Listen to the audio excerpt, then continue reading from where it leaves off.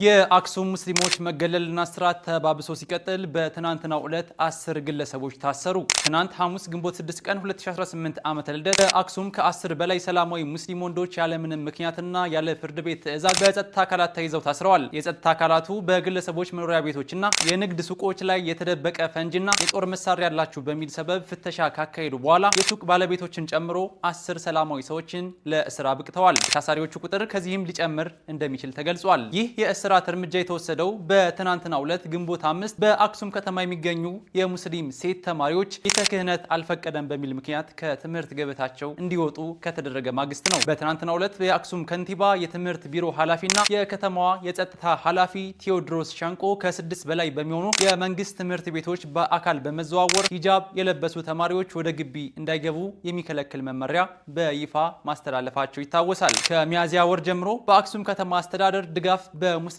ላይ እየደረሰ ያለው ዘርፈ ብዙ በደል ከፍተኛ ትኩረት የሚሻ ቢሆንም የክልሉ መንግስትም ሆነ በክልሉ የሚገኙ ሚዲያዎችና የመብት ተሟጋቾች ጉዳዩን ችላ ማለታቸው ሁኔታውን ይበልጥ እንዲባባስ አድርጎታል። ይህ የሚመለከታቸው አካላት ትኩረት መንፈግ በአክሱም ሙስሊሞች ላይ ከባድና መጠነ ሰፊ ጥፋት ሊፈጸም ይችላል የሚል ከፍተኛ ስጋትን ደቅኗል። ቪዲዮውን ሼር፣ ኮፒ ሊንክ፣ ሪፖስት በማድረግ ለአክሱም ሙስሊሞች የሚደረገውን ድምጽ የማሰማት እንቅስቃሴ ይደግፉ።